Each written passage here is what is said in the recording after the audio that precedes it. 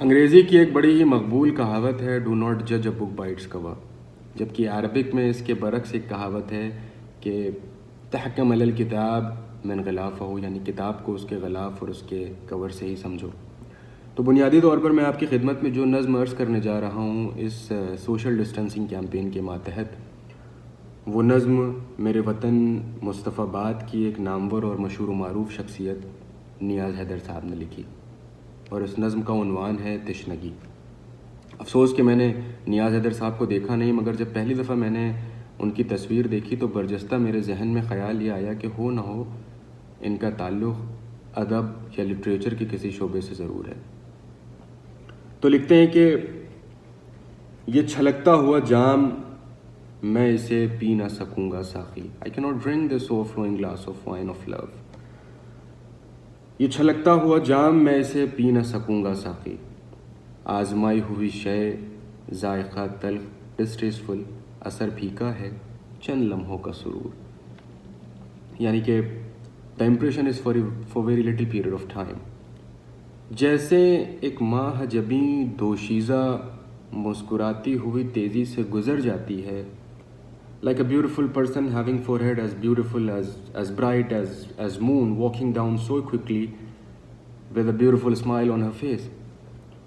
جیسے ایک ماہ جبیں دوشیزہ مسکراتی ہوئی تیزی سے گزر جاتی ہے، تشنگی ساگرے میں سے بھی کہی جاتی ہے، توڑ دے جام صبح، تشنگی نام ہے جینے کا مجھے جینے دے، just break the jug and glass، the thirst is a way of life and let me live this، let me enjoy this۔ تشنگی نام ہے جینے کا مجھے جینے دے، تشنگی روز ازل سے ہے رفیق دل و جاں، یعنی کہ تشنگی is a companion dear to my heart from the very first day۔ تشنگی روز ازل سے ہے رفیق دل و جاں، تشنگی حسن طلب a decent way of desire، ذوق طلب یعنی کہ a pleasure in act of seeking، وجہ طلب تشنگی پر ہے زمانے کا مدار، راتیں جو آنکھوں ہی آنکھوں میں بسر ہوتی ہیں، راتیں جو پچھلے پہر اشکوں سے مود ہوتی ہیں، صبح ہوتی ہے تو پی جاتا ہے سورج ان کو، رات ڈھل جاتی ہے شبنم کے ہنسی خطروں سے، صبح دم پھولوں کے لاکھوں ساغر منتظر ہوتے ہیں سورج کے لیے۔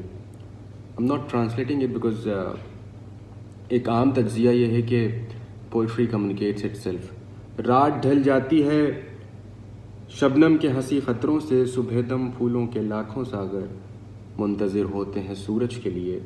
یہ صبح ہی a morning draught of wine، یہ صبح ہی کہ جسے پی کے دمک اٹھتا ہے a sudden flash، یہ صبح ہی کہ جسے پی کے دمک اٹھتا ہے روئے خورشید، کہ جہاں تاب شعائیں جن کی ناگنے بن کے ہر ایک بوند کو پی جاتی ہیں، a sunny face that enlighten the world۔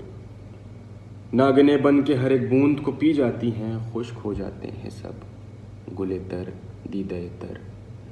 بوند آنسو کی ہو یا شبنم کی، کرۂ ارض پہ باقی نہیں رہنے پاتے۔ کرۂ ارض یعنی کہ which literally means the surface of earth۔ کرۂ ارض پہ باقی نہیں رہنے پاتے، خشک ہو جاتے ہیں سب گلے تر fresh flowers، دیدہ تر ٹیئری آئیز۔ کوئی خورشید کی صفاق تپش پی جائے، the cruel rays of sun، کوئی خورشید کی صفاق تپش پی جائے، رات کے چاند کا عالم دیکھو، چاند ایک گھوٹ میں پی جاتا ہے سورج کی تپش، اور شبنم و اشک دعا کرتے ہیں کہ زمانے میں سحر ہونا کبھی۔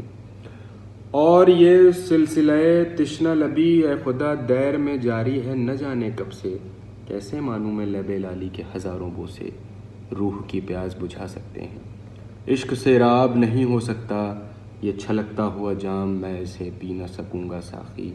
The desire, the love, the thirst cannot be fulfilled۔